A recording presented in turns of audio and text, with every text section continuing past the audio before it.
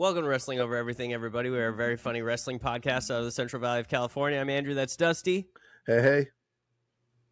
Follow us on all the stuff. Subscribe to us on YouTube. That's the biggest one. Hit the bell.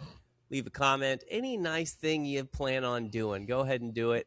Follow us on TikTok. Follow us on Blue Sky. And we love you. And your favorite podcast app. But today, Dusty, we watched the same thing. Look at us. Look at us. Like a professional outfit here.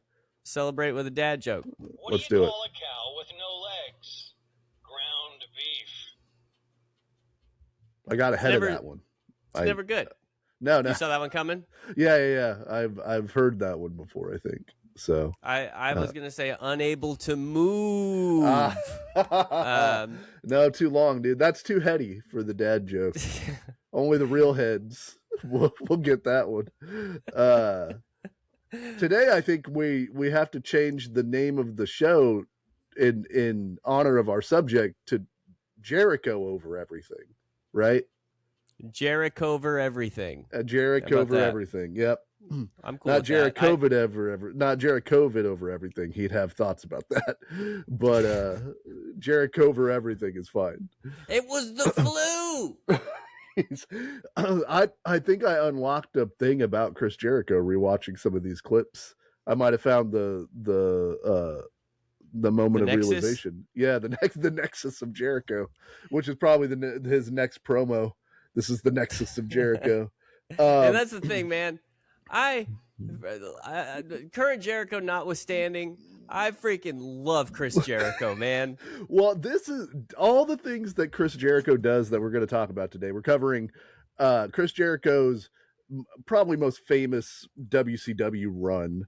I left something out because we could do a whole nother episode just on that thing, but we're in pretty high territory for Jericho here. This is all the things you would do if you were a professional wrestler. Like, your wrestling character has a lot in common with the Chris Jericho heel persona, which is why I picked this, because I thought you might get a kick out of some of this.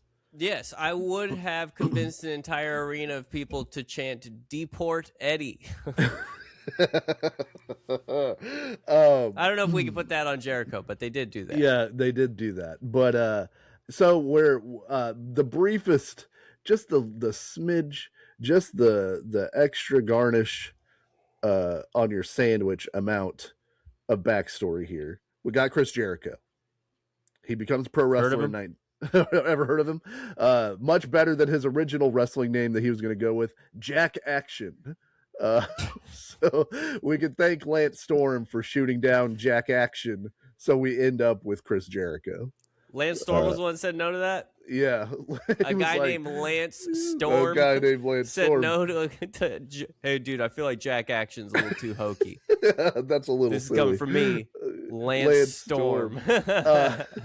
So Jericho and Storm train together, and then they have a brief run as a tag team in Smoky Mountain Wrestling, which is Jericho's first like major U.S.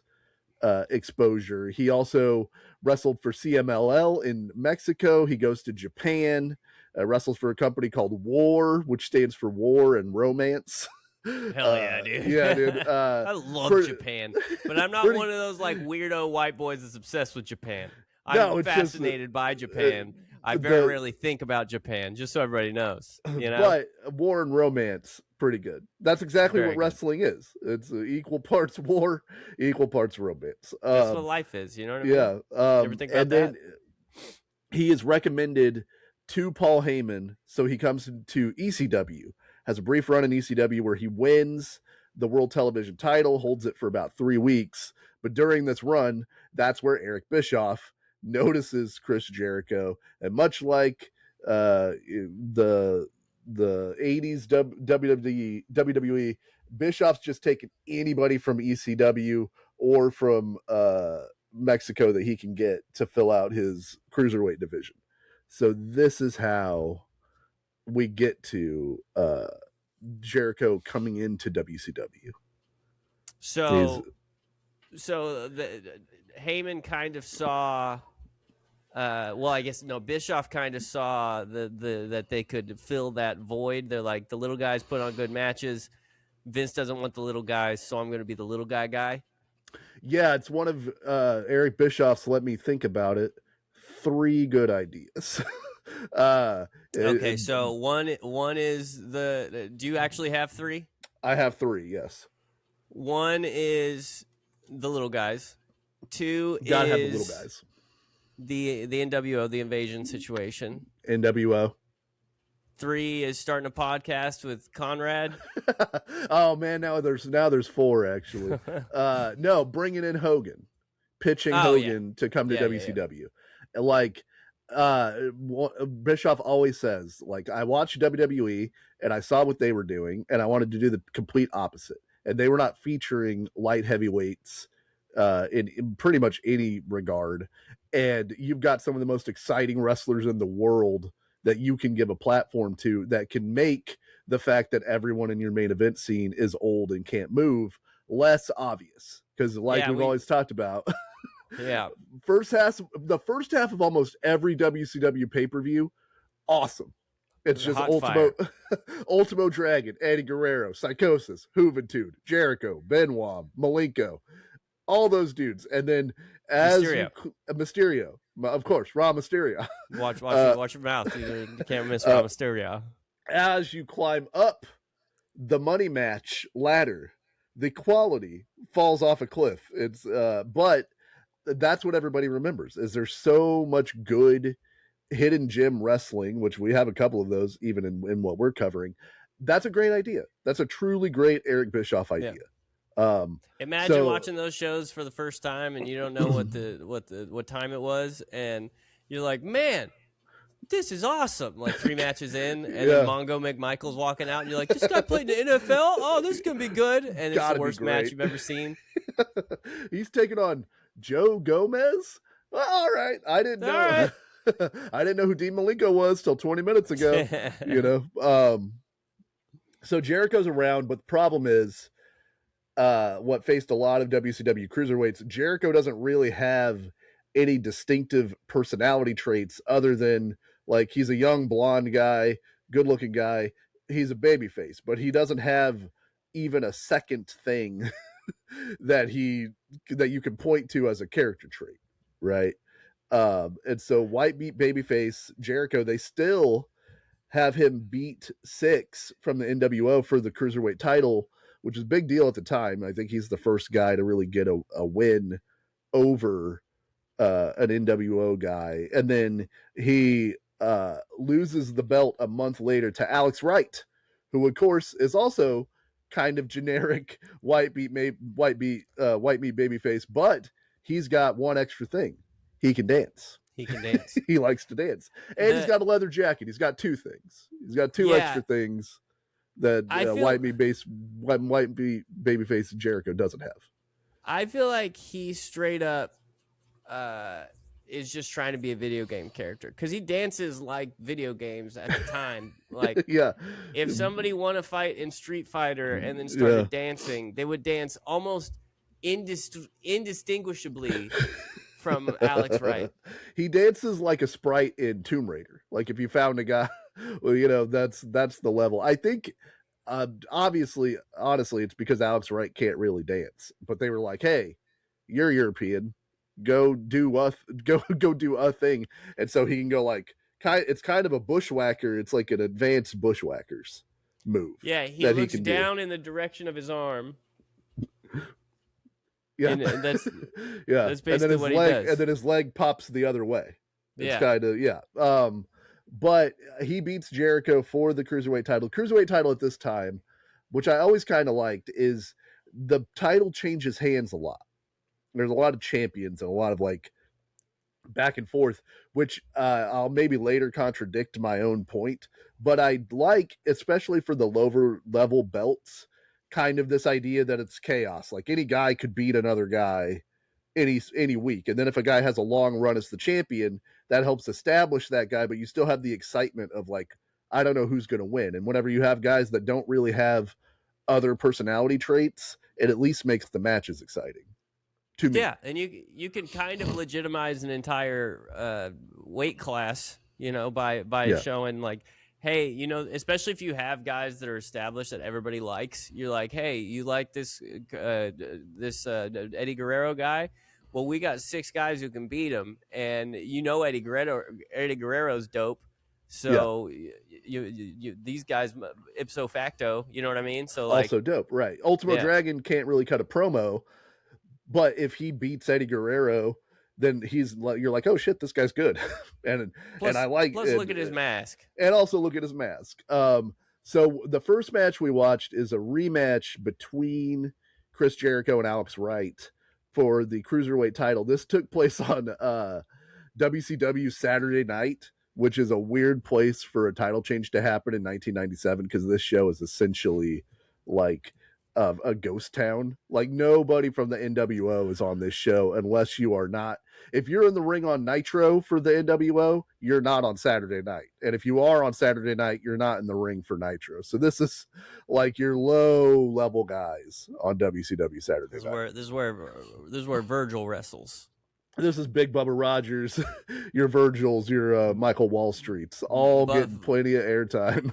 Buff Bagwell's like, listen, don't even call me on a Saturday night. Yeah, I'm not going to Orlando. I'm getting trim. Yeah, and he's on Saturday nights. They also, I believe this is still whenever they did all the tapings at the Disney Orlando set for Saturday night. So I remember reading in Mick Foley's book, he said like when they used to do tapings there, it was great because you always had a full crowd and they were always energetic, but it was also plastic because there was a big yay boo sign off camera that they would just flip and the crowd would just react. So every hour you're getting fresh bodies, but none of these people are trying to get in from the heat. You're not getting true blue wrestling fans necessarily. It's like at Universal when you go into like the little room just because it's hot and the room has AC and they're like, let's show you about movie props, and we're like, fine, I guess we're learning about movie props right now.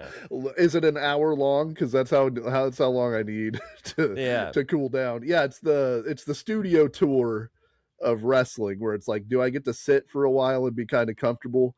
Fine, I don't care. Yeah, I'll look at the plane from World War Z or whatever. Yeah, from War of the Worlds. That's what it was. Okay, yeah. I knew there was a war in there. Yeah, Alex Wright. We got peak Euro trash, club kid, dubstep. Alex Wright. Ecstasy in his leather jacket pocket. Yes, he's basically the wrestling equivalent of the Sprockets Mike Myers character.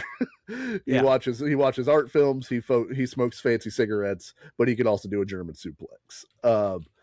Jericho comes in, and his thing at the time was he's got the Lionheart vest and he would like throw himself against the guardrail because he thought like the fans would mob him, not thinking about the fact that like it's mostly big sweaty dudes that are now mobbing you. So like that was his one sort of baby face move that he could do. It was very Bret Michaels of him. Yes, I thought that this match was pretty okay. There's one fan, that must have gotten a sign on the way in that's pro Alex Wright. It's this guy's an Alex Wright, number one Alex Wright fan. He's got a sign. Maybe he brought it from home. Maybe he lives in the area. Bischoff was like, if you hold this, I'll let you meet Virgil. Yeah, you remember Virgil, right? You don't like Virgil? Unless you hold this, I'm bringing Virgil over. Yeah. Either way, it's a Virgil based system that you're stuck in now. All Jericho can really. Oh, go ahead. No. All Jericho can really do is yell. Like his entire personality is like fierce yelling while he throws his hair back, which reminds me of Edge when he first came to WWF, and they're like, we don't really know what this character is, but you have a lot of rage. He's like, how do you express that in pro wrestling? He just yells randomly. Well, and Jericho's a good yeller. He's got a good like brat yell. He's got a right. I've got 3 notes about this match. None of them are about the wrestling. At one point, Dusty Rhodes calls him a string bean. and as a string bean myself, I apparently there's levels to this shit. Yeah. And then we got an "If You Will" out of Dusty Rhodes, one of my favorite Dusty Rhodes tropes. Chris Jericho really started off the mark with great, rigorous vengeance, if you will. And then I noted that the crowd was chanting USA while rooting for a Canadian against a German, which was interesting. That's a big common thing in wrestling, especially in Southern wrestling. They're like, well, Jericho looks, we don't know where Jericho's from necessarily. We But know it ain't that Germany. Alex Wright, yeah, we know Alex Wright is German. Yeah. So Jericho blocks. By the way, rest in peace to Mark Furman. Right. We missed him. Friend of the podcast, Mark Furman died last week. We do not miss Mark Furman. We Listen, do not. He was a contributor to American culture.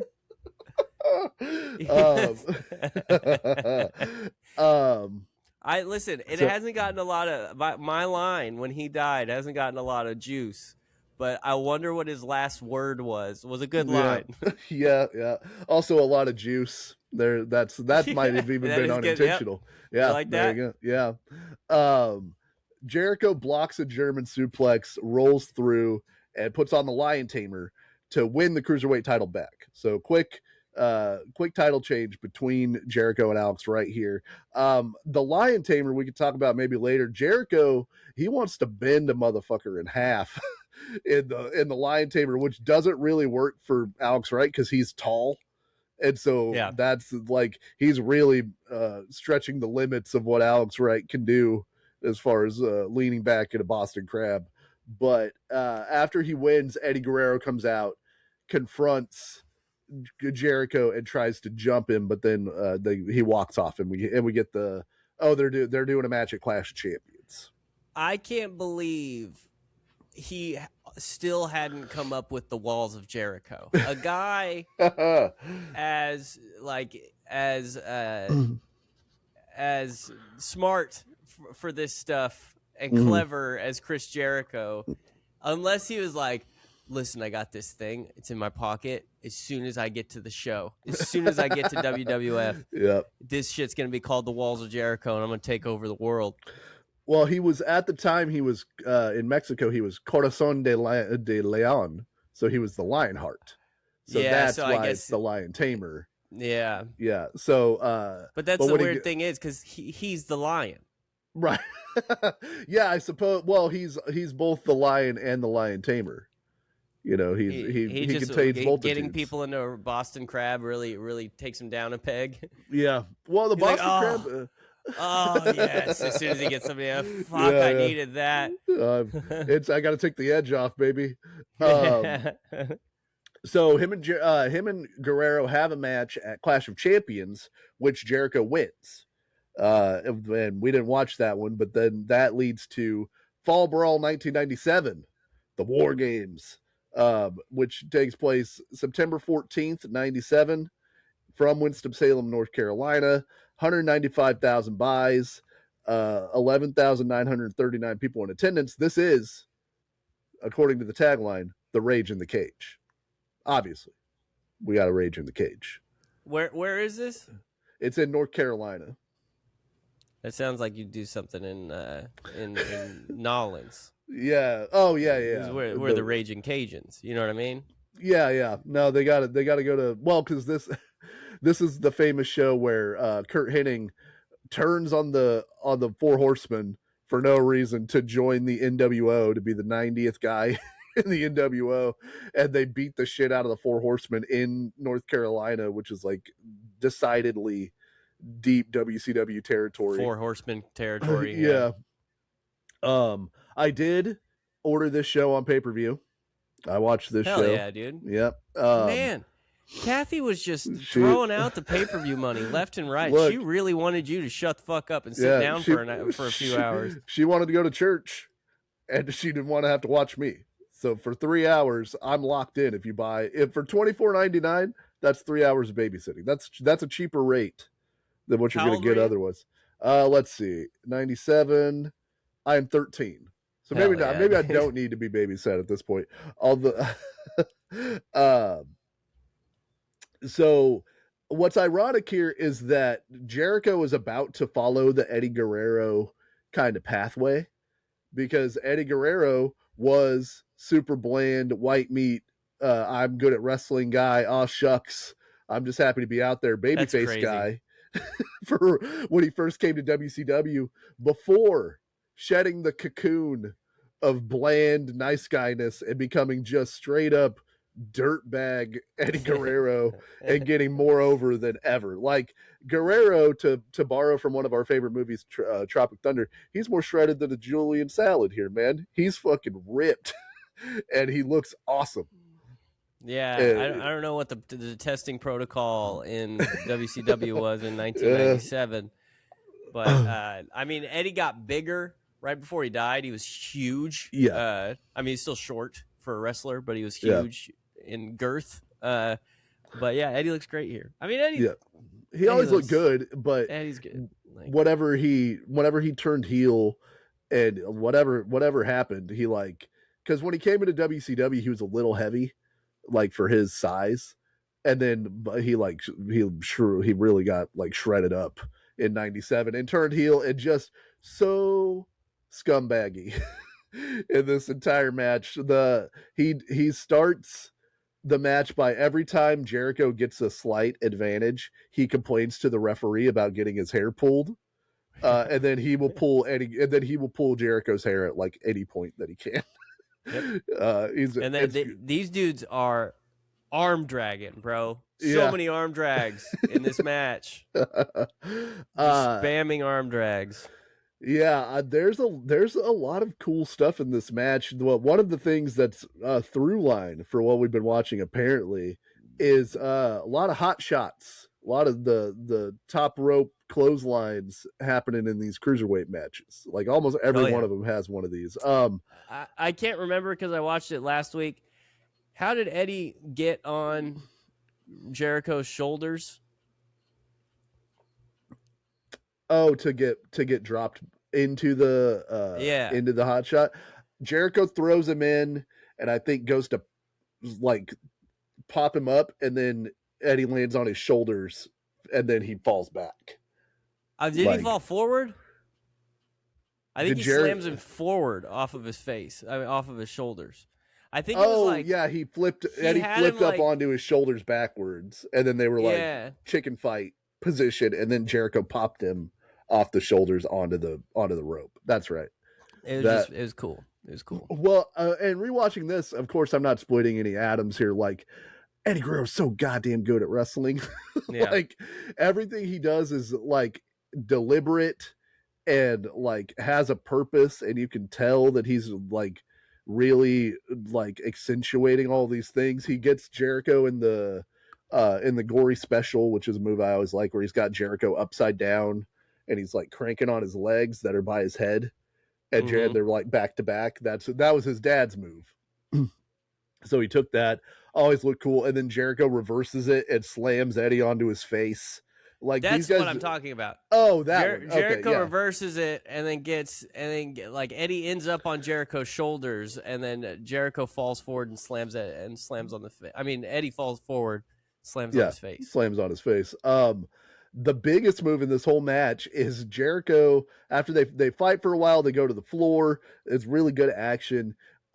Jericho does a release German suplex on Eddie that might have killed him. He's in the air for a while and lands right on the back of his head. How many times we see Eddie Guerrero hit the back of his head on that match? Yeah, he's a special, you know. If anybody has hit the back of their head more on the mat, it's one of those, him, Benoit, or Malenko, but I think it's probably him or Benoit, because I feel like Malenko took the power bombs, because normally because they were power bombing each other through the floor, right. But Eddie and Benoit had bumps like this, where it was like they were flying through the air and landed on the back of their head, and somehow ended up seeming like they were completely fine. Benoit, probably not, right? No, turns out we have evidence that might suggest over time this was not a wise decision on his part. Eddie had a little bit of erratic behavior too. You never know. At the end of this match, And now Malenko like can't walk, right? well, Malenko has Parkinson's, I think. Which Yeah. you know what causes Parkinson's? Yeah, it's Chronic traumatic encephalopathy. it's a tough sport, you know. At the end of this, that's I mean, what are you gonna do? A tough sport. It's a tough Still sport. real to me, damn it. Yeah. That German suplex is about as real as it gets. There's no faking that German suplex. The end of this match, Guerrero and Jericho are on the top. Jericho goes for a superplex. Eddie reverses it, lands on top of Jericho, hits a beautiful frog splash, and wins the cruiserweight title. This got 3 3/4 stars. Pretty good match. The reason to include this, obviously, is this leads to Jericho sliding downward. He starts losing matches and throwing tantrums after he loses. Like he's on a losing streak gimmick after this. And of course, if Eddie doesn't win the title here, then we don't get Halloween Havoc 97. That's not a world that I want to live in. I need Halloween Havoc 97 to exist. I was talking to a wrestling fan about that match the other day, and he's like a really prominent, makes a lot of money online talking about wrestling and football. And I could tell he didn't know what I was talking about when I was talking about Halloween Havoc 97. And I was like, dude, I'm supposed to not know these things. Like you don't know about goddamn Halloween Havoc 97. I saw Rey Mysterio's suit from that match. I'm not making money off of football, Superstore. off of football and wrestling, and I know Halloween Havoc 97. This is like a flashpoint for the varying careers of all of these guys, because we need this to happen so that the future happens. If Jericho wins this match, we don't get any of this the great stuff that's coming. So first hints that Jericho might be headed down the wrong path. He loses to Steve Mongo McMichael on Nitro, which will put anybody into a depression. Steve was big, man. Yeah, Steve's a big guy. We miss you, Mongo. We actually miss you. We don't. We do. Not like Furman. Yeah. Scary looking tombstone by Mongo on to Jericho. Of all the moves to give the least coordinated man in the world, the tombstone pallet driver for Mongo McMichael is a wild Well, they choice. probably assumed because he's so tall, it's easy to have a guy not be too low. Yeah. Like if you're not gonna have Hornswoggle tombstone, you're inherently too low. Right. You just hold the back of your neck. Yeah, it's like, and you're standing up just straight up in the air. It's like the equator. You have to be over or under the too low line for the inherent too low line. So Jericho starts cutting this promo about how gracious he is as a loser, and how he's out here for the people, and he even in defeat, he's one of our greatest athletes, and he won't leave the ring. And Rey Mysterio comes out because he's got a title match for the Cruiserweight title against Juventud up next. And he's like, I don't want to disrespect you, man. I got my match. Like, you got to go. And he's like, I love you, Rey. You're the best. You're my favorite. And then as soon as Rey turns around, he blindsides him, starts beating the shit out of him, and puts him in the lion tamer before Juventud comes out eventually to make the save, and Jericho powders. You can't do that to Rey, man. No, not Rey.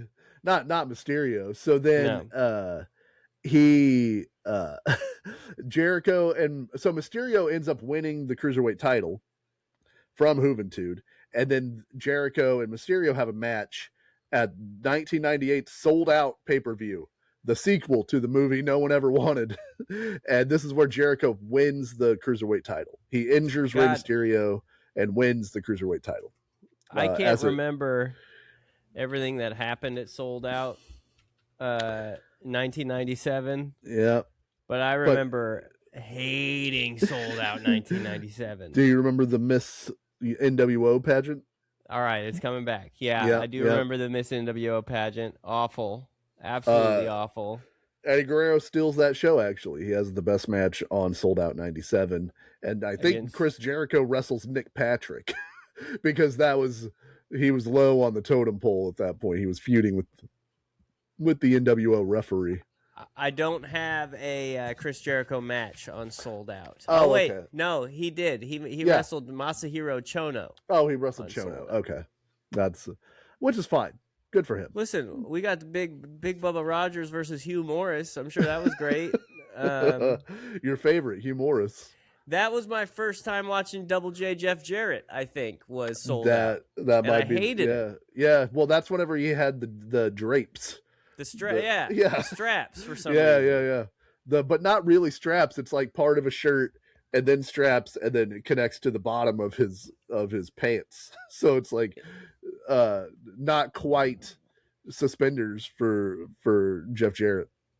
I remember watching that going, I hate this guy and I will never like him. And then now he's on my Mount Rushmore. What do you think about that, Slapnuts?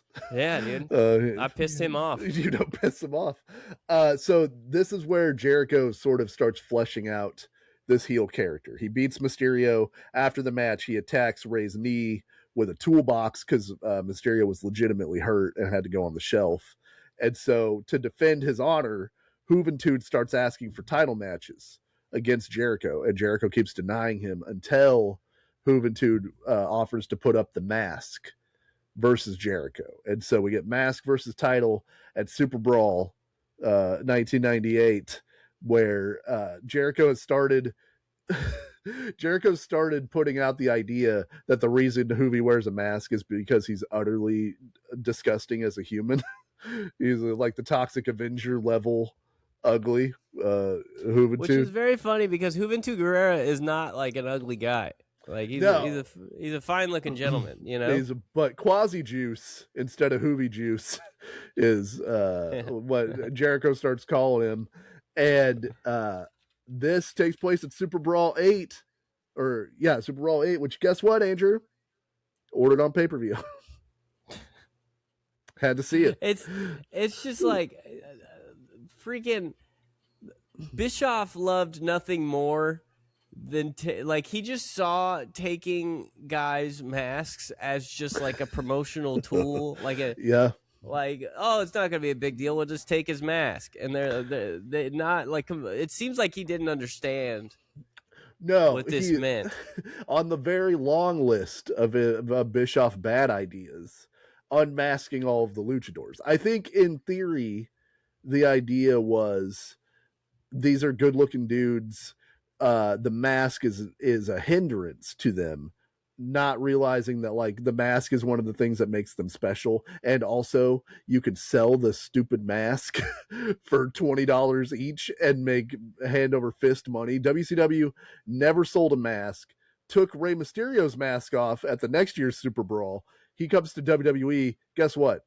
10 million masks are sold for Rey Mysterio. And that wasn't even like something Vince had to really think of. It wasn't like Vince had like an epiphany. It was like Vince was like, no, we're going to sell a bunch of these masks. I don't know why that dumbass over there didn't do this. Yeah, I mean, I can see what his point about like, and I don't even know if he ever publicly made this point, but I'm sure you're correct that he did think this, where it's like, it adds personality to see the face, you know. Yeah. And it especially to an American audience that isn't used to the mask situation. It's like it's similar, but obviously different to the fact that like UFC. Part of the reason the UFC is not very big right now is because all of their best fighters don't speak any English for them, or at least speak very broken English. So like, I get it, but like, even my minimal time in the pro wrestling sphere, I understand that taking somebody's mask off is like reserved for like a once in a decade ever thing. You know what I mean? Yeah.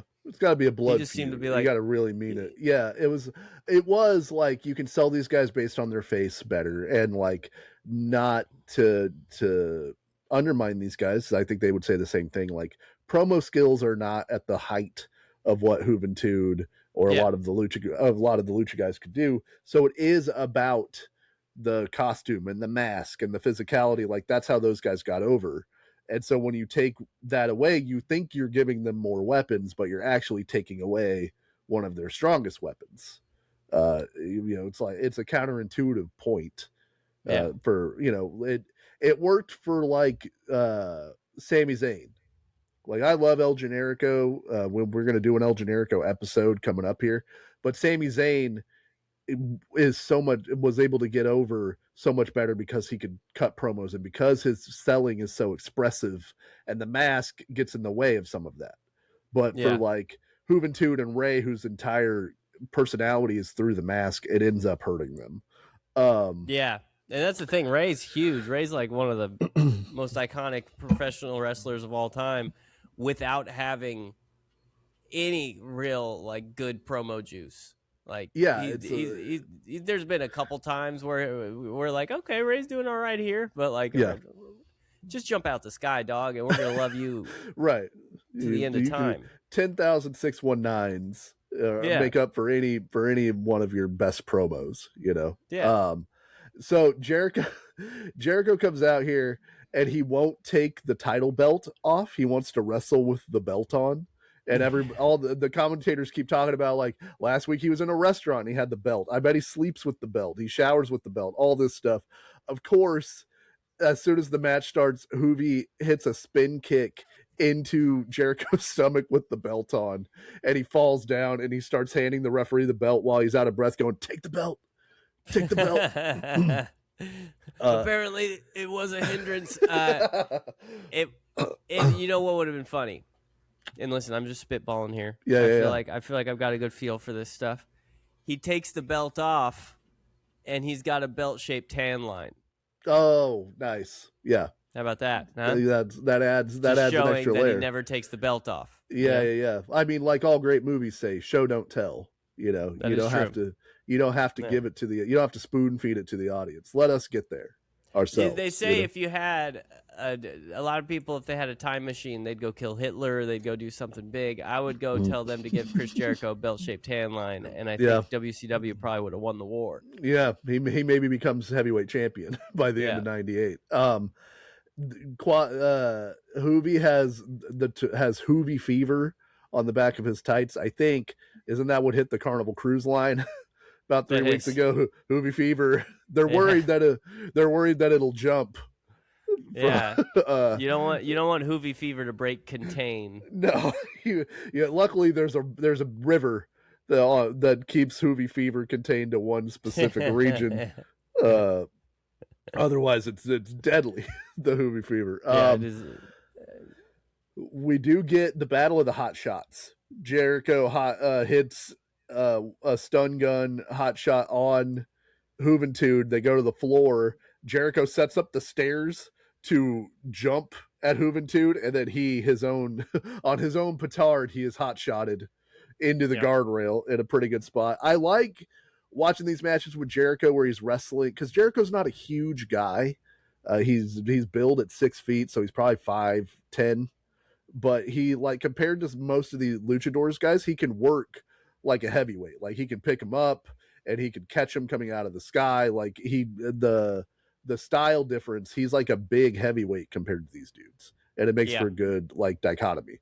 I just love his, like, emotiveness. I love his screaming at the crowd to shut up. I love, like, he's playing possum earlier in this. Yeah, he ends up outside the ring and he's laying down dead, and he keeps, like, because he doesn't know. I don't know if he doesn't know if the camera's caught it yet, so he keeps, like, lifting his head and, like, looking around, then going back to play possum again, and then Juventud goes out to get him finally, because it looks like he's going for a count out, and Juventud goes out to get him, and as soon as Juventud gets under the ropes, Jericho gets scared and starts screaming, "No, no!"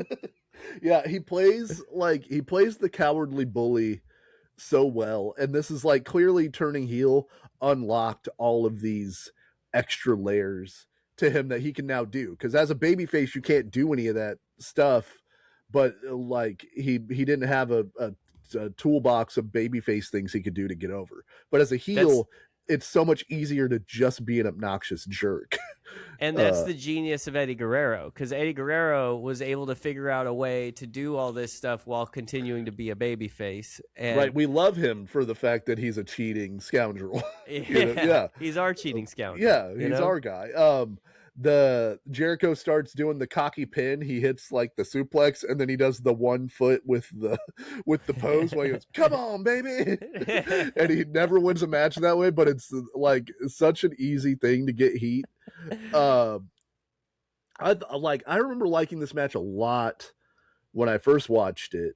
And I still think it's pretty good. Towards the end, they really hit like another level. There's one spot where Jericho gets thrown into the ropes and tries to go over the back of Hoovy, and Hoovy grabs him and hits what's called a Hoovy driver, the Michinoku driver, a gnarly looking Hoovy driver. Looks like Jericho barely tucks his head in time to not get murdered by this thing. Go ahead. You're good. And then Hoovy hits the 450, and the crowd is peaked. And then we do get the visual pinfall. There's the 3 count, and then the camera perfectly finds Jericho's grabbed the rope. Yeah. And so the crowd is peaked. Hoovy won. Nobody's losing their mask. It's awesome. Fuck. He grabbed the rope. At the last second, he grabbed it. And so it's a little bit of a dusty finish, but they do it right away. And then they continue the match, and they're going back and forth. And Juventud goes for a Hurricane Rana. Jericho reverses it into the wall, or into the Lion Tamer here, bends Hoovy all the way back, and Hoovy's stuck and has to tap. And I thought this match was really great. I thought the ending was really, really well done. And I like Jericho's as a submission cruiserweight wrestler. It's a different kind of vibe, and it's a perfect counter to, like, you can't powerbomb Kidman. You should not try to Hurricane Rana Chris Jericho. It puts you in the perfect position for his move.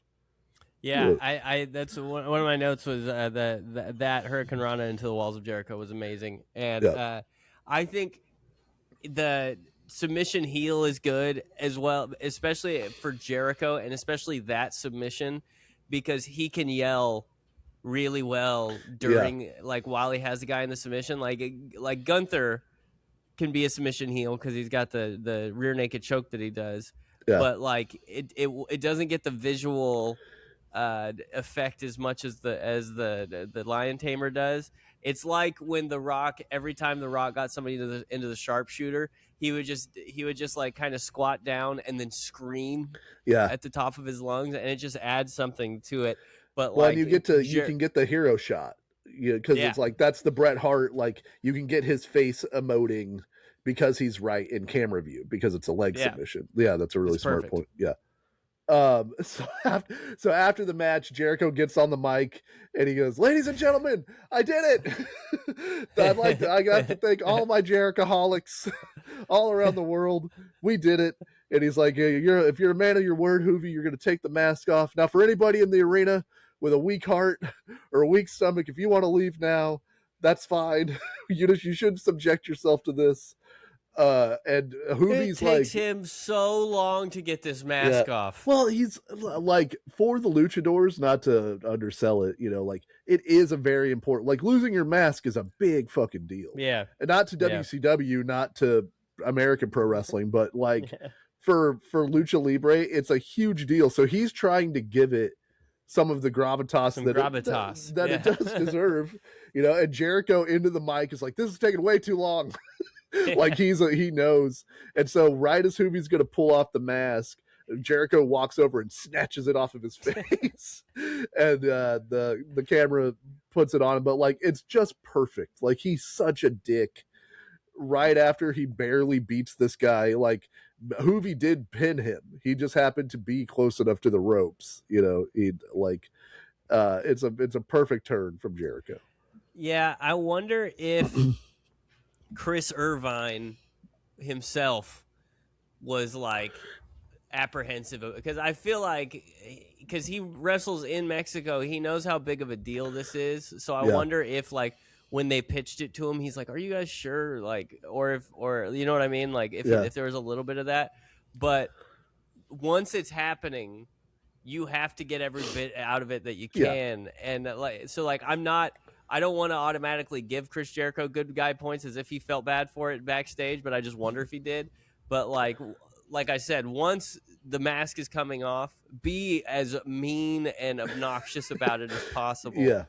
Well, because it really it super baby faces Hoovy and it super heals up Jericho. So then Jericho, after this match, he starts beating guys and he'll take like their accoutrement from him. So he starts wearing Hoovy's mask around his neck to the ring. And then he beats Prince Iaukea, so he takes his like ceremonial like dress thing that he wears to the ring before he wrestles, and then he beat the Disco Inferno, so he took the Disco Inferno's headband. So like every week he's coming out, he's got more bullshit from the guys he's beat. And I remember an interview with Jericho where he was talking about like as a babyface they gave him no mic time to try to get himself over, but as a heel he would always ask if he could cut a promo before his match or after his match or whatever. Can I just do a minute or whatever? And Bischoff was always like, yeah, whatever, who cares? And he like cobbled all these little things together to get himself more over, which is incredibly smart. It's just anytime you have in front of the camera, maximize that time. And he becomes such an obnoxious jerk in such a small amount of time. It's like he would come out while his music was still playing and just do lines from rock songs. He would do I want you to want me.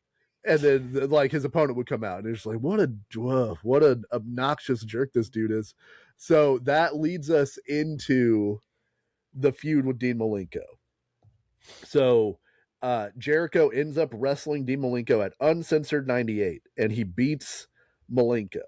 And after the match, this is like the fourth match in a row on pay-per-view Malenko has lost, and his father had just passed away. And so Gene Okerlund interviews him after and goes, what are you going to do, Dean? You're on this losing streak. And Dean Malenko just goes, they ask him where he's going, and he just goes, home. And he's leaving. So now it's up to Jericho to drag him back and to do all the build because Malenko's gone. So it's a one-sided build to this eventual match they want to have. So Jericho has to come up with all the ideas for the heat. So maybe the most famous thing Chris Jericho's ever done is this next thing that we watch where he comes to the ring to his, did you hear his knockoff Even Flow song? I was watching this with my wife last night and she goes, is that Pearl Jam? It's like, yeah. And she goes, well, there's a show we watch, Unbreakable Kimmy Schmidt, where they have a gag about a CD of music that is similar to but legally distinct from all of these hits. And it's now what I almost call music or something is the joke in the show, which is really good. That's all these WCW themes, similar to but legally different from. Even Flow is Chris Jericho's theme. You almost I have to respond to it like, remember the Hannibal bit where they're like, are you gonna eat me? He's like, no, I will, yeah, but like, that's what it is. It's like, is that Pearl Jam? No, I mean, yeah, but it's for legal purposes, no, but by all accounts, yes. Diamond Dallas Page had the Not Quite Smells Like Teen Spirit, and Raven had Not Quite Come As You Are as his theme. So they just ran this back for years. Well, and then I mean, WWE has now done that for like 30 years. Like, the Rage Against the Machine knockoff for DX. Even Shinsuke Nakamura was his theme is like a knockoff. I think it's like a Rihanna song or a Coldplay song. Somebody got a Coldplay song, and I can't remember, but it is you listen to that other one and you're like, holy shit. Yeah. I think it's a Coldplay song, and then somebody else got a Rihanna song or Rihanna's anyway.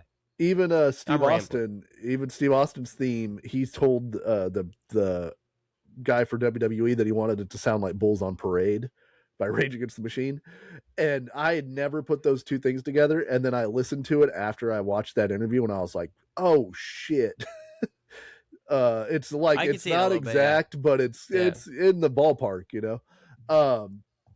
So Jericho comes out, he dedicates his match to Dean Malenko, says Malenko's disappointed a lot of people in his life, including shaming the memory of his father.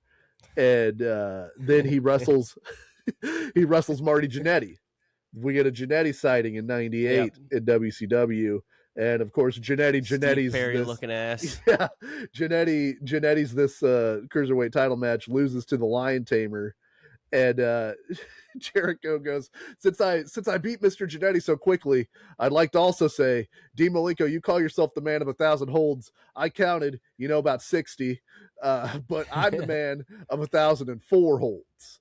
And not to be all comedy nerd or point out why a joke is funny, but like if he said he was the man of 10,000 holds, that's not nearly as funny as I know 4 more than you do.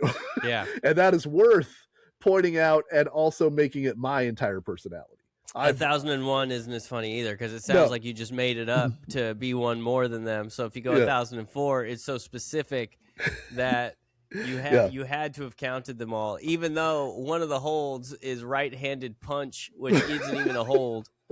That every time I watch this, or every time I've watched this, right-handed punch makes me laugh every time. That he gets to it. And if I remember correctly, it's not like I don't even know if the camera's on him when he says right-handed punch. No, they're going to break. So the buffer music for the break is over the top of his vocal, but he's so he goes hold 1, arm drag, hold 2, arm bar, hold 3, whatever, and then he what's also funny is a lot of the commentary in WCW, they don't know how to handle these things. And so Tony Schiavone's like, why doesn't he just mail us this list and we'll read it on the air? Why would you offer to read the heels list of bullshit holds? And also, if you're reading it on the air, it's going to take just as long as the performer doing it in the middle of the ring. Yeah. So, and then he makes up a bunch. He's got the moss-covered 3-handled family credenza is one, and then right-handed punch, and he's getting ready to say left-handed punch right when they go to break. And I've seen the interview with Jericho where he said they gave him the light that they're in commercial break and they're in Chicago, and as soon as they go to break, he starts going, the Bulls suck, the Blackhawks suck, the Cubs suck, your whole city sucks, your hot dogs are bullshit, all this stuff. So when they come back from break, the crowd is rabid booing Chris Jericho, and it looks like they're booing him because he's just been reading this list. The list the whole time. The whole time. So he's up to hold like 712, which is the Saskatchewan spinning nerve hold. And what doesn't get shown in our clip is Prince Iaukea comes out because he was trained by Boris Malenko, and he runs Jericho off, and they have their mini feud where Jericho beats him and takes his dress. But like, it's such a smart thing to do. And then the next segment is Jericho comes out for another match where he's got a picture of Dean Malenko, like an 8x10 that he's been carrying around to show that the picture has as much charisma as Dean Malenko has. And so he gets in the ring and he hands it to the ring announcer and forces the ring announcer to hold it while he cuts a promo on the picture. Is this the one where on the way to the ring there's a sign that says Monday Night Jericho? Yeah. And he grabs it and he rips it up and he yells, "Don't patronize me!" Yeah. But he's getting, like, you can see he's getting over because he's it's like, that's the hard line to walk. And Jericho's also talked about, like, as a babyface in WCW, what are you supposed to do? Because the NWO are the cool heels. They're the cool guys. Nothing bounces. Everything bounces off of them. They don't sell anything. They get the cool one-liners, and you have to be like, "Oh shucks, I'll see you in the ring Saturday night," or whatever.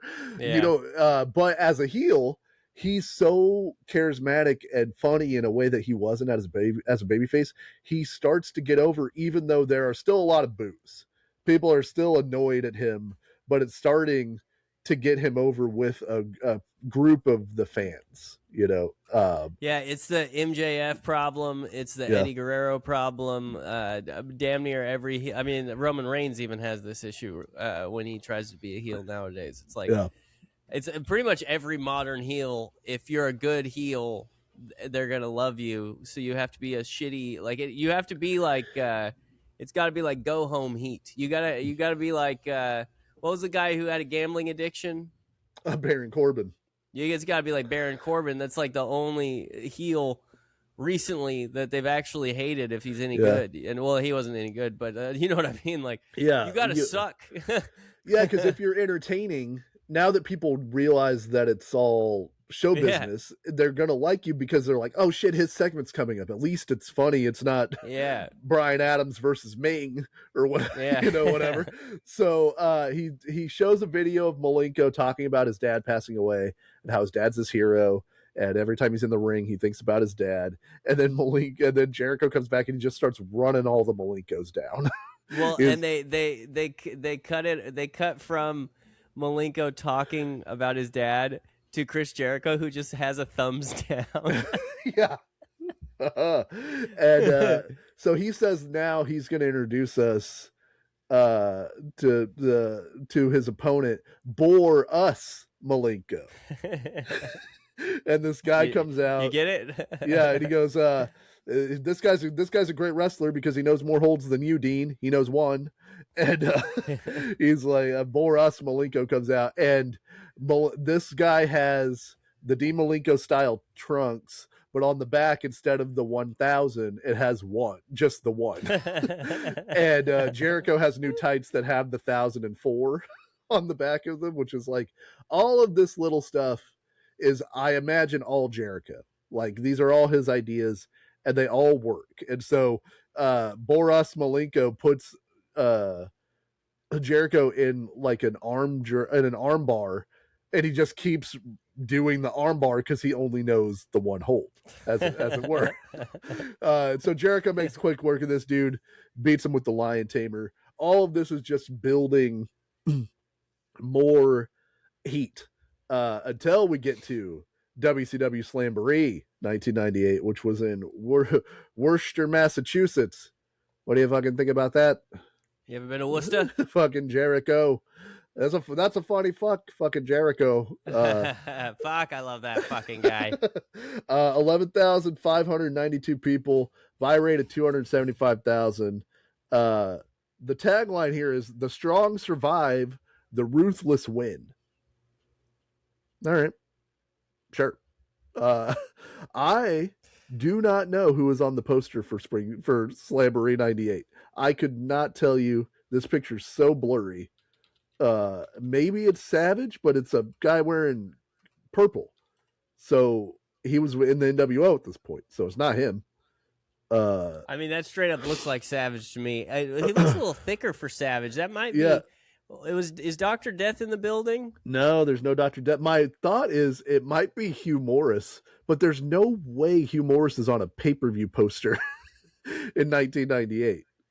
No offense to Hugh Morris, but it won't let me scroll forward anymore. But that looks like Randy Savage. It looks like kind of thick Randy Savage. Yeah, but that's just because of this area right here, just the jaw. You know what I mean? Yeah, but the pants don't match. We gotta look at this like the Zapruder film, Andrew. You gotta take it from every angle. So what we get here is a cruiserweight battle royal, and the winner of the cruiserweight battle royal gets to face Chris Jericho immediately after this match. And so David Penzer is going to announce all of the participants, but Jericho comes out, tells Penzer he doesn't know anything about wrestling or how to announce, and that he's going to do the announcements of all of the cruiserweights as they come to the ring. They all think they'll get a chance at the title, but they'll never beat him. And so Jericho has a line, has a roast joke for every one of these cruiserweights, and my only wish was that I know they have to rush him to the ring because it's a battle royal, but I wish they would have taken a second so that Jericho didn't have to rush through all of his jokes, because some of them are pretty good.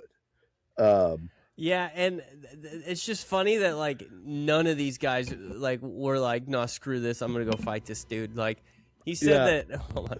He said that Psychosis has a lot of hubcaps in his collection. Yeah, if you need one, he can procure it for you. He says that Super Colo is the master of funk. He never loses his hat. He has about a 2 of 10 chance of winning this thing. He says that Chavo Guerrero's from El Paso, Mexico. He's like, up next, Damien 666. He can't even afford a mask. He's wearing paint. If he wins this, he'll get a mask. My favorite one, my two favorite ones are El Dandy the winner of the Lou Ferrigno lookalike contest, and Silver King. If he wins 12 more matches, he'll be upgraded to Gold King. And like, what do you think? What if Lou Ferrigno was watching this show and just catches that drive by? Yeah, you don't want to make him angry, is what I've heard. That's one thing I know about Ferrigno. He's surly when he's angry. Yeah, there's also Lenny Lane who comes out, and Jericho's like, "Hey, Lenny, I want my Loverboy tape back," because him and Lenny Lane had kind of teamed up as a duo over the last couple months.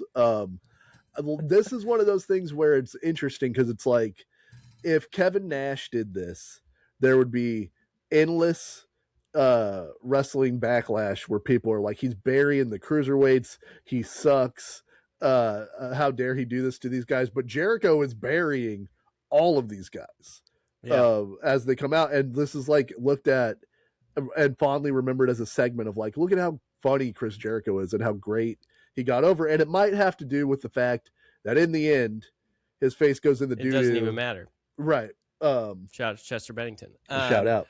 How about this though? I want to know what you think about this. Nash, I agree with you. I think Scott Hall might have been able to do it. Yeah, well, because Hall also will. I mean, Nash gets kind of a bad rap because he will sell, and he will look the fool. But Hall is Teflon. Essentially, he's the cool one. He's actually the cool one between him and Nash, and so he could do this. And then he'd lose to Damien 666. Scott Hall doesn't care. That was the thing. That was one of my favorite things about Scott Hall is like he overly put his face in the doo-doo at certain points. Yeah. And like I also think Hall probably would have written better jokes than Nash. Yeah. If I had to guess. I think Jericho probably buries both of them when it comes to a roast battle. But I think Hall would have been able to pull it off a little bit better than that. Yeah, it's all personality. Like Hogan buries these guys, people hate it, even if it's the same lines. If Nash did the same lines that Jericho did, people would be upset. But Hall could do Psychosis has a bunch of hubcaps, brother. yeah. That's unfortunate because that's probably actually what Hulk Hogan thinks. Was saying he probably wrote that joke. Yeah. Tell him that Psychosis steals everybody's hubcaps because he's Mexican. Yeah, that'd be hilarious. Actually, I don't even really know if he's Mexican. He's under a mask. I'm making presumptions, but I guarantee you. I assume all those mask guys. You know what I mean. What about Mortis? Yeah, definitely Mortis. No, it's Chris Kanyon. No, God damn it. I knew he was either Mexican or gay. Yeah, that's probably more Hulk Hogan. For the record, that's Hulk Hogan saying that. Yeah. That is not me making a disparaging joke. That is a disparaging joke that a mean guy would say. Yeah, that's a hateful man. a hateful Hogan, as it were. Yeah. Hollywood hate Hogan. We love Chris Kanyon on this podcast. So turns out. Cruiserweight Battle Royal, tough, because you've taken away all the coolest things that a cruiserweight can do because there's 15 dudes in the ring. And they still try to do them, but it's a lot of car crash stuff because like you can't do a top rope Hurricane Rana in a ring that has 15 dudes in it. I gotta admit, man, the Royal Rumble just buried Battle Royals. But Battle Royals themselves stink. I don't know if I've ever seen a good Battle Royal. I love what's his name? Why is this getting out of it? What's his name? Hacksaw Jim Duggan. Hacksaw Jim Duggan in a Battle Royal because he just looks like a maniac walking around. But I don't know. I like the guys like that, and I think the hokiness of having all these weirdos in the ring at the same time for like 5 seconds is cool. But like, I didn't pay much attention to this match. I'm gonna be honest. It's tough, I watched it for this. It was not fun. Super Colo got eliminated. Bummed me out. Shocker. And then we're down to Juventud and Cyclope coming in. Dark Horse, Cyclope, and Juventud and Cyclope shake hands, and Juventud eliminates himself. Going into this, did you have at what point did you realize this is probably Dean Malenko? when he took off his mask and revealed that he was Dean Malenko. That I is- told you I didn't pay a lot of yeah. attention to this, but also if I paid attention, I don't know if I would, because I don't know what Cyclope. I don't know what he normally looks like, so I'm Yeah. not like, wait a second, that looks like Dean Malenko. That guy's moving like Dean Malenko. I feel like that guy knows his fair share of holds. Yeah, that guy might know up to 1,000 holds. So Wait a second. he does unmask, and when Malenko unmasks, the crowd erupts. It's crazy. It's one of the biggest pops in WCW. Like, and in true WCW fashion, like Bobby Heenan has a great line where he says he's got 2 eyes and 1,000 holds. Whenever he starts beating the shit out of Jericho, they almost had it. It's right there. It's like Dean Malenko starts beating the shit out of Jericho. Jericho powders. Jericho's selling how scared he is. Malenko's got to beat him in like 2 minutes. It's got to be fucking punches in the corner, bring him out, backdrop, hit him with the power bomb, put him in the Texas Cloverleaf. Done. Yeah. But in classic WCW fashion, they have like an 8-minute match. And Jericho takes back over and starts beating up Dean Malenko pretty convincingly. But this is where Jericho gets to yell, this is a conspiracy. They're out to get him. And Tony Schiavone lines now. Yeah. Tony Schiavone yells out, this is one of the shockers of the year. And it's Slamboree's in May. He's talking about something that happened 5 minutes ago, and he's like, truly one of the most shocking moments in the history of WCW. They used to do that in MMA when they're like, oh, that's a submission of the year candidate. It's like January, January pay-per-view. Oh, man, in 11 months, I'll remember this rear naked choke that just happened. So eventually they do get it right. Malenko slaps on the cloverleaf, and Jericho taps to a huge pop. And Bobby Heenan gets the next line, the world's toughest pumpkin. Tonight, the winner, Dean Malenko, the world's toughest pumpkin. And this sets off maybe one of Jericho's second most famous, but behind the 1,004 holds, Chris Jericho, Conspiracy Victim, is maybe his best WCW work. Because he comes out on the next WCW Thunder, and he's got a sign that he made that says conspiracy victim with an arrow pointing down on himself. He cuts a promo where he's talking about the deep state, which again, probably not far off from what he thinks about things now. The WCW deep state. We got to drain the swamp. Donald Trump was at home eating a Filet-O-Fish, watching WCW, and he's like, he sees deep state. He's like, Marla, I don't know who he was married to at the time. Get me a pen and paper. Wait a second. There's more than just the state. There's a deeper state. He calls it the biggest conspiracy since Roswell or JFK or the banning of the Black Sox in 1919. He wants J.J. Dillon to come out, and he's like, waddle your ass out here and confront me about this. And they reveal on commentary that he knows J.J.'s not in the building, which is a nice little point. He's like, Dean Malenko was not an official member of the roster of the Battle Royal. His name's not listed on the register. Therefore, I couldn't lose to Dean Malenko because he wasn't in the match. Which is great conspiracy logic. It checks makes out. A point. Yeah. He makes a point. Then unfortunately he beats the shit out of Cyclope. Or no, he beats the shit out of Super Colo, which bummed me out again. Yeah. my man Super Colo's getting no love. Yeah, and Super Colo, I can't think of him without thinking about there's an MMA Twitter page that is Super Colo, and he has 8,300 followers. He used to have more. I don't know what happened. But his picture is just Super Colo. Yeah. I always thought it was Super Calo. Like, here's the picture. That's his picture. Yep.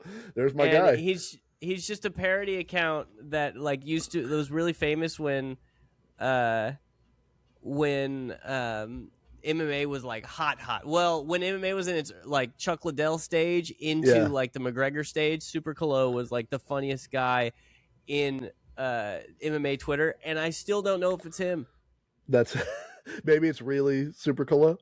Um, because I've seen speculation that it's him. If I had to guess, probably like super I would not him. I would say probably not him. Yeah. Yeah, There's he looks like like he looks like an look at this. unlockable player in Tony Hawk.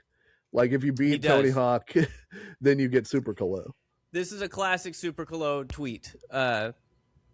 It says TKO WWE AAA superstar El Grande Americano punching an innocent patron at a bar. He has been arrested and released on $1,000 bail, and it's just a gif of Conor McGregor punching an old man in a bar. He just always gets the news wrong, and like he defends all the indefensible people, and like it's kind of old hat now, but back in the day, he was very funny. It's a good gimmick. Unfortunately, Super Colo is not victorious here. He gets killed with another German by Jericho, and then he tries to do a moonsault and lands on his own head right after. So I have a feeling that Super Colo might have been concussed in this match, and so that might have been when he was like, you know what, I'm going to be a social media superstar. He saw the vision of social media in the future. He's got a picture of Nate Diaz completely covered in blood after his fight with Mike Perry, and the caption says, "I am rather surprised, good sir."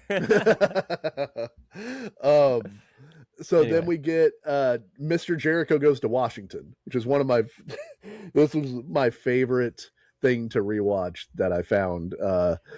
Dude, when he walks up to people at the Capitol and he says, "Who do I talk to go over JJ Dillon's head?" And he walks so up, funny, and they're like, "Who?" And he's like, "JJ Dillon," and they're like, "You can't be here." And he's like, "Oh, okay." And he just walks off.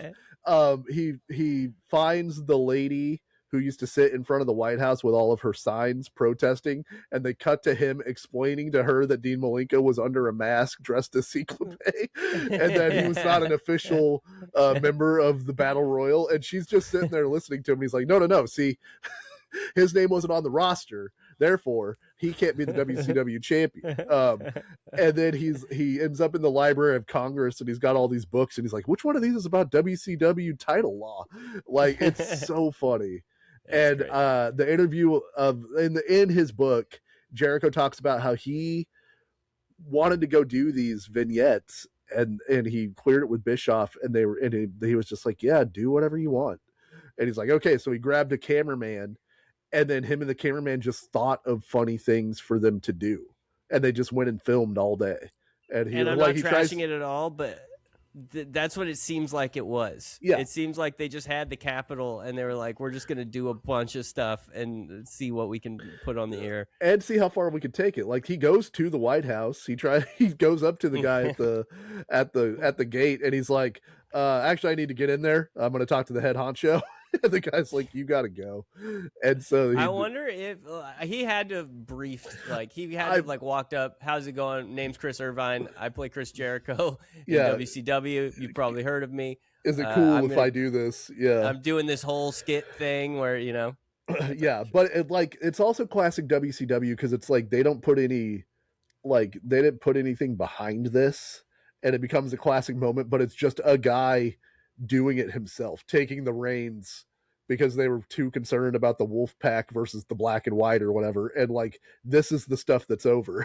And they're just not putting any resources behind Chris Jericho at all. It's the good version of the invasion of WCW. Like, because the invasion of WCW, a classic moment, but it also seems like they just gave those dudes a camera to like figure out, you know what I mean? Yeah, just go do something. And a tank. Obviously need the tank. So next, Jericho comes out to an interview with Tony Schiavone where he's got a registered letter from Ted Turner. He's brought this all the way to the top, the tippy top.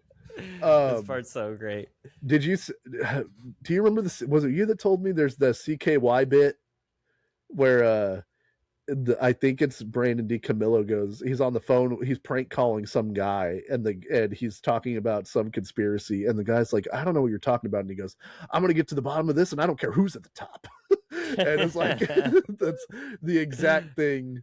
That's this exact thing. So Dico is like the silent genius. I watched my first movie of the year the other day, and it was Jackass 3, and which is very funny. That's the Yeah. only movie I've watched. It's going to be June tomorrow. And the little comedy things that they did, like there's Ryan Dunn has to jump over this little river on this little crappy motorcycle, and instead of just having him do that, they put him in like an Evel Knievel outfit, and then they made the jump and the landing America themed, and then at the landing was Wee Man dressed as a leprechaun with a giant pot of gold. Yeah. And then there's another one where Preston Lacey is they have a field goal kicker kicking it's going to kick a ball at Preston Lacey. And I can't remember, Johnny Knoxville's wearing a really stupid hat, like with clouds and a rainbow on it. Yeah. And he's holding a sign that says Preston or something. Yeah. And it's just a little tiny, like, just a little detail. And then Preston just gets hit right in the kisser. Yeah. I remember him. Kick. I remember his reaction. I think I saw that clip the other day where he's just like, and the field goal kicker's like, "I'm sorry, man." He's like, "No, you got me good. That's exactly what I wanted." So like, Johnny goes, "Did it get you in the kisser?" And just is like a second after he got hit in the face with a football. Yeah. And he goes, "Yeah, right in the puss."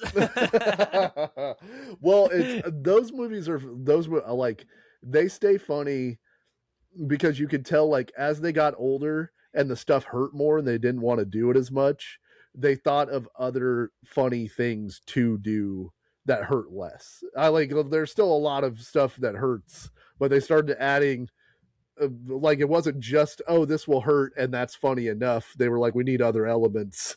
Because except for like the one thing I didn't like was Bam went around just peeing on people, and like, yeah, that was, listen, is that the one where he also did the cup with the boxing glove? Yeah, that's good. The Rocky. Yeah.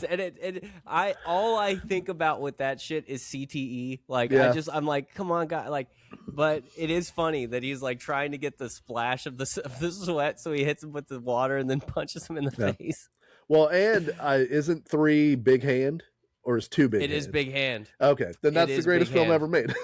Yeah, that's the thing. Like, 3 overall is not nearly as strong as like Jackass 2 if you go bit for bit, but like 3 has Big Hand.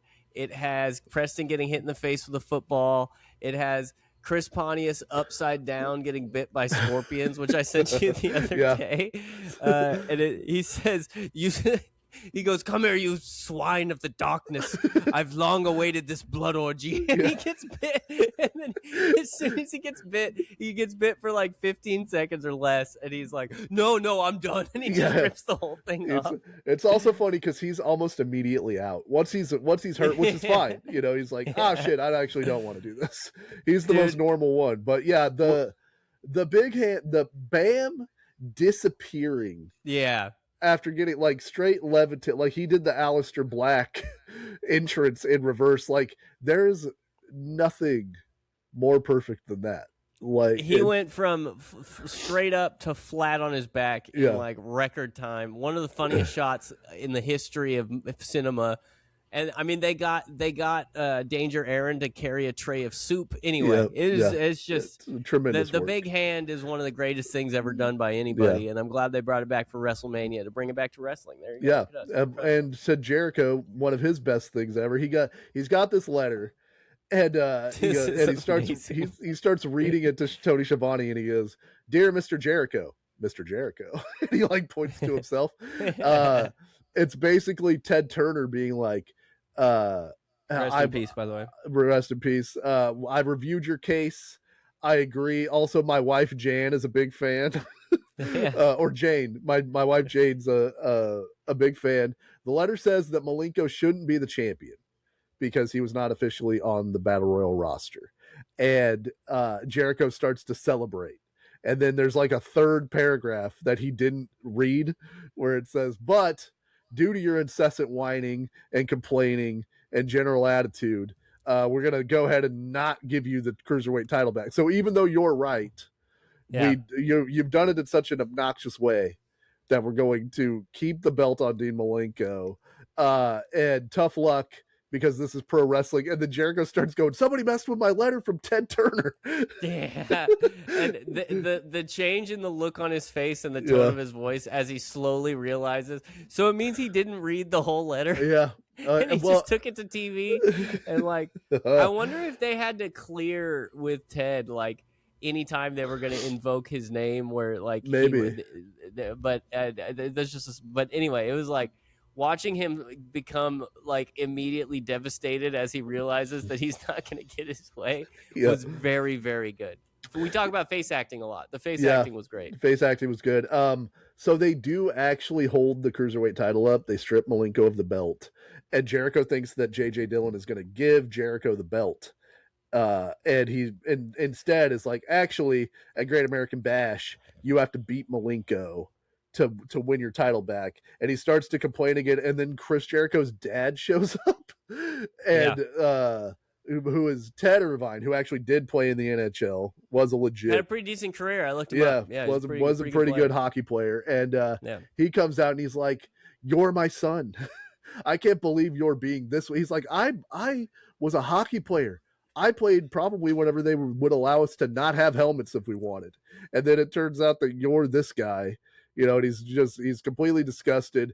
And now Jericho is trying to beg his dad to help him out to retain the Cruiserweight Championship. Like, it's just the continued levels of like embarrassment for Chris Jericho are terrific. Yeah, like, his dad just kept telling him to shut up. And like... Not that Ted Irvine is a great actor, as it turns out, but it was great. It was a good segment. It was fun. Yeah. So at Great American Bash, Malenko and Jericho wrestle. Jericho insults Boris Malenko. He says that, you know, like, I can't remember exactly what he says, but it's something to his about his dad's memory. And Malenko flips out, starts beating Jericho with a chair, and then gets disqualified. So Jericho wins. And then the next night on Nitro, they announce that Jericho is now the WCW champion, because he technically won, even by DQ. And they have suspended Dean Malenko. So Jericho's the champ again. That led us to Bash at the Beach, where Jericho comes out. He has no opponent. So he was going to do, I remember that he was going to do like a soft shoe routine. He came out with a top hat and tails, and he had a cane. And J.J. Dillon is like, actually, if you'll wrestle a local guy tonight, you know, that'll be one of your title defenses. You won't have to defend the belt for 30 days. So Jericho agrees. They're in San Diego, Andrew. Do you want to guess who Chris Jericho had to wrestle at Bash at the Beach? Let me see. I don't think there's ever been a famous wrestler from San Diego. Oh, wait. He returned. He jumps out the sky. And he jumped out the sky. This was the return of Mysterio. The reason I'm doing it like this is there was no YouTube clips that I could find of any of this stuff. So what are you going to do? He ends up beating Jericho because Malenko interferes, but they end up giving the belt back to Jericho because Malenko is suspended, and therefore, due to a loophole that Jericho found, he is not allowed to interfere in a match. So that match is thrown out. This is where I feel like they lost the magic. They had it. I like the idea of the heel who knows the rule book so well that he can sneak his way out of these various things. But at this point, I felt like they really made Dean Malenko look stupid. Like, he gets no payback, or he gets payback, but it doesn't matter because the belt keeps going back to Jericho. And so they finally have a match. It's a last chance match on Monday Nitro, July 28th, 98. If Malenko wins, he's the champ. If Jericho wins, then Malenko can't challenge Jericho for the belt ever again. And this is a quick match. It's about 8 minutes. There's some pretty good stuff in here, but wrestling would dictate to me that in the last chance scenario where the babyface has been continually screwed by the cowardly heel, and his dead father has been evoked. Been evoked, and not his honor has not been defended. That Malenko would win this match. No, dead center of the ring, Malenko has Jericho pinned, but he used brass knuckles that Jericho brought into the ring, hit him with them, and then Malenko gets disqualified. So Jericho beats Malenko by disqualification, and now Malenko never gets to challenge for the belt again. Yeah, it's first of all, I want to do a shout out. We've been doing a lot of rest in pieces. This might be the biggest rest in peace for me. Mark Curtis, the referee in this match. He was also the referee, I think, in the Juventud match, or Eddie. I think it was the Eddie match. Yeah. And just such good work the entire time from him. Once again, I think he's my favorite referee ever, which, I mean, I don't know if there's another referee that I really have a true positive opinion of. Most of it's like, you're fine, or you're Nick Patrick and I hate you. But you're not going to sneak that shit by Mark Curtis, man. But the thing is, like, I don't like when this happens in wrestling. Because it seems so unrealistic. Like, so Jericho pulls out the brass knuckles. He's got like masking tape over him. I don't know what that's for. Maybe to protect the hand. I don't know. But or it keeps it not from moving in his sock or wherever he had it. But he gets the brass knuckles out. He gets them into the ring. Obviously, Malenko gets his hands on him. Mark Curtis is kind of hurt. They like hit him in the eye. So like once again, Mark Curtis does good work. Like, he got hit in the face and he sells his eye instead of falling down like he was dead.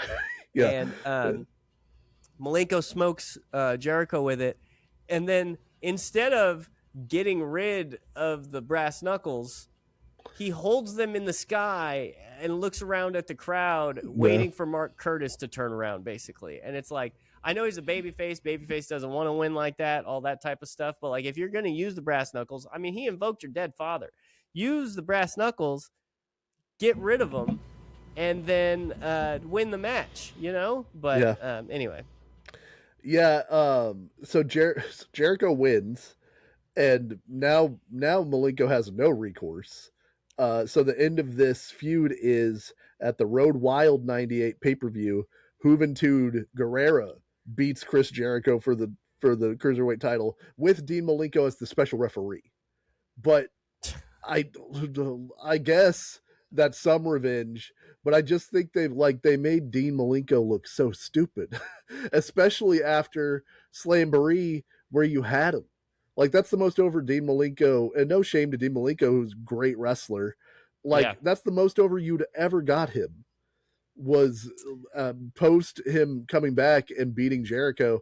And then they started doing all of the back and forth, and I think it went too far in the direction of being entertaining while forgetting the ultimate point is somebody's got to get over, and your babyface needs to get revenge. Was Dean Malenko ever a heel? His default is kind of a heel.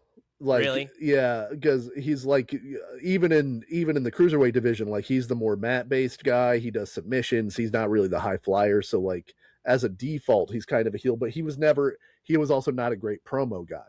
So it was more, he likes to hurt people, and that makes him a heel. That's sort of his heel characteristic. Yeah.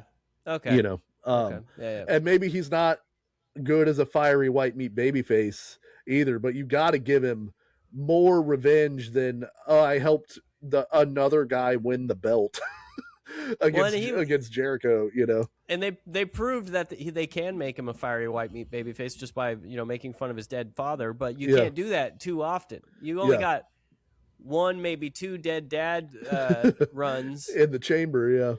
Yeah. So after that, Jericho moves on. He moves into the World TV title picture, so he does get elevated based out of this, and he becomes, like, he's pretty popular the rest of his WCW run. This is where I cut it off, because he actually enters a one-man feud against Goldberg, which is very entertaining. Jericho starts challenging Goldberg to matches, and like, that's a whole other episode we can do, but they fucked that up, and that's why Jericho decides to go to WWE, because he got himself over based on these angles and based on being this really entertaining cruiserweight champion, and they just never moved him up the card. I mean, because cruiserweights were always at the beginning of the card. Like, did Eddie ever make it to the back end of that card either? No, he was the U.S. champion. They did do that a little bit, but like, he was never in the main events of any of these, any of the big WCW shows. Mysterio, neither was Mysterio. Like, they didn't move Benoit up until they had to, until everybody else was gone. Like, it's really like it really is part of their demise is this idea that like he showed enough faith in the little guys to be the little guy organization and to benefit from them, but he didn't show enough faith to put them up towards the top. And honestly, dude, listen, you can't put Hulk Hogan before cruiserweights. right. Like I don't. If you're paying Hulk Hogan what you're paying him, and he's getting all the merch and he's getting all the stuff, like you got to use Hulk Hogan as much as you can. And you've also got like Flair, and Yeah. you've got the Macho Man, and you've got like You've the got Bret Hart Outsiders and Piper and all those. Yeah, the problem was you had all those guys, and there was a log jam at the very top, and so the best way to, but they also weren't. I guess they might have been putting the butts in the seats, but they weren't having the entertaining the matches. Sucked like so bad. Even if they were segments like Super Brawl '98, where Jericho beat Juventud, I remember that being a very good show and really liking it. There are 2 3-star plus matches in the undercard. There are 10 matches total, and some of them stink, but there's like the final 3 matches on this on that show were 3/4 of a star, a star and a quarter, and a half a star. Like, and that's Hogan versus Sting, Luger versus Savage. This is also the day the music died for you because Scott Steiner turned heel on Rick. And the Outsiders won the title, so you have to throw out one of those. But that's the thing. Can you say the star ratings again? 3/4 of a star for Savage versus Luger, star and a quarter for the Outsiders versus the Steiner brothers, and a half a star for Hogan versus Sting 2. So you got just over 2 stars for 3 matches, and you had Lex Luger, Randy Savage, the Outsiders, the Steiner brothers, Sting, and Hogan. Like, you're doing something wrong, and I don't understand. Like, I know Hogan was never known for like work rate or anything like that, but like the Outsiders and the Steiner brothers should be able to have a good match. This match is 4 minutes and 18 seconds, and the reason that you did it was to make a terrible decision and break up one of the greatest tag teams of all time. Like Luger and Savage.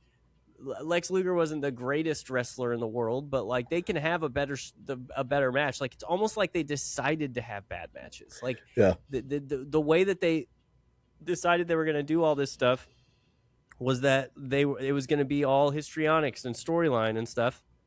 But I feel like I just don't understand. You had Dusty Rhodes in the building. He was in the ring. I mean, he was cage side he walked out with the Outsiders in that match, and it's like, how are we having such bad matches at the end of so DDP and Benoit were on that. What was their match? What was their? They got 3 and a 3/4 stars, I think.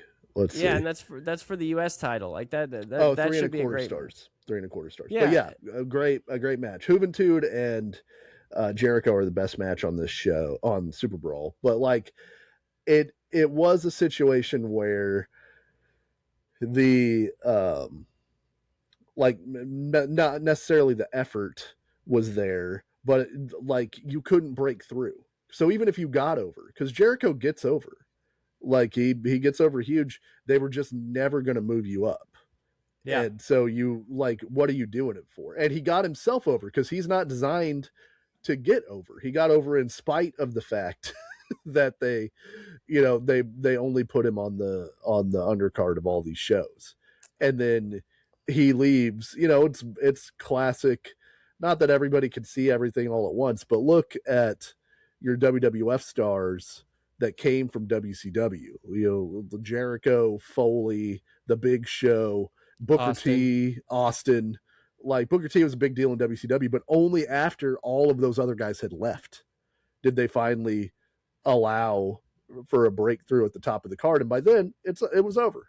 Like Booker T helms WCW at the worst time for WCW, and it's not his fault. Booker T's great, but you can only do so much. Yeah, and I remember like the Y2J thing when they were like teasing that somebody was coming and all that stuff. They had the like super futuristic at the time Yeah. looking Titantron graphics and Yeah. stuff. Yeah, and like I remember that they made a huge deal about this guy coming out. And it was the same thing for Rey Mysterio. They made a Yeah. huge deal when Rey Mysterio came over. They took the guys and they shot them and they pumped them up immediately because they knew that these guys were talented, you know? Yeah, well, Jericho, his first night in WWE, he gets that awesome debut, and if you watch that back, whenever the countdown hits 0 and the screen comes on and it flips to say Jericho and he's standing there, the crowd is insane.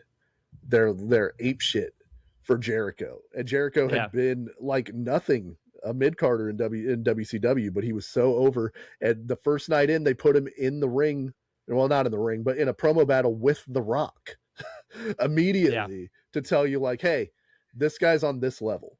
That's what's happening, is we're putting this guy here and he's interacting with the top baby faces in the company. And it took him a while to find his sea legs in WWE, but like they intended to make him a star from the beginning, you know. So do you remember who his first WWE match was against? It's against the Road Dogg. He beat up the Road Dogg pretty bad, I think, unless it was a kayfabe injury. The Road Dogg got hurt in that match. He got DQ'd. They said it's an inaugural episode of SmackDown. Yeah. He powerbombed the Road Dogg through a table and got DQ'd and lost. Yeah, like they're putting him in with DX, and then he had a feud with China for the Intercontinental title, and then by 2000 they do a test run where they have him Dusty finish a world title win with Triple H. Like they give him the belt for like 10 minutes, and he's crazy over because they know they knew that they could build a star, and that was just never going to happen with WCW. Like pretty much wherever you came in WCW, that's where you were going to stay unless you were Goldberg. That's pretty much roles. Right. And that's Goldberg's pretty much the only guy, and DDP, I guess, like that ever made it to the top that was initially not a guy that was at the top.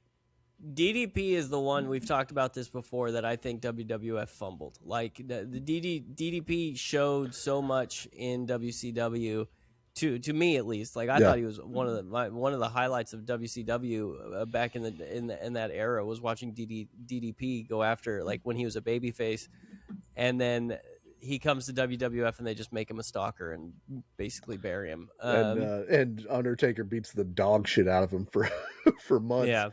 Yeah, like he's the big miss. They miss big on Goldberg too. We'll get to that. I think that's probably a Vince ego thing and a Goldberg ego thing. There's a lot of stuff happening in whenever Goldberg comes to WWE, but like in WCW, like you said, you were stuck. They never saw you beyond the role that you were going to do, no matter how well you did.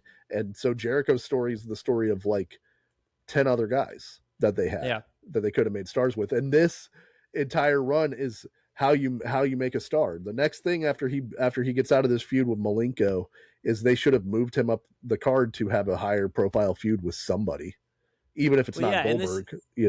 This is kind of the Steve Austin thing, where it's like you take a very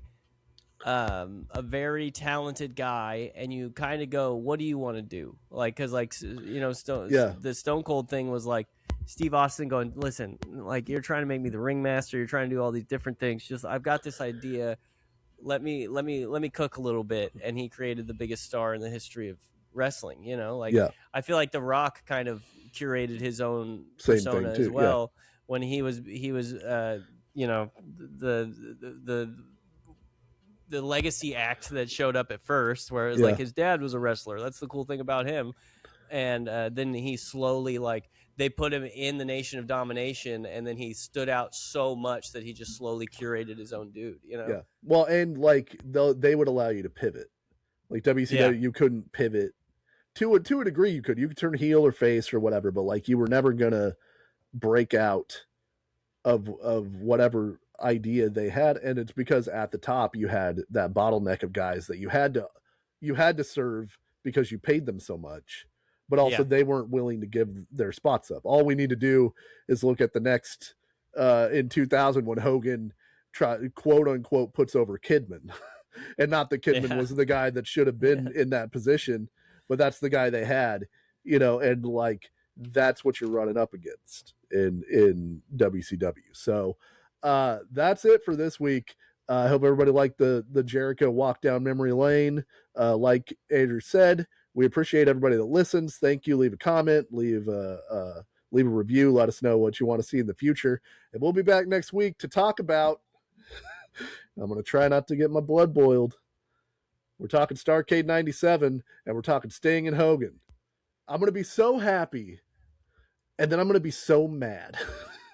That's what's going to happen next week. Yeah, man, when we first did that one, because we in our previous podcast we did we watched the whole shebang bang. We watched we did it took us 6 weeks or something like that.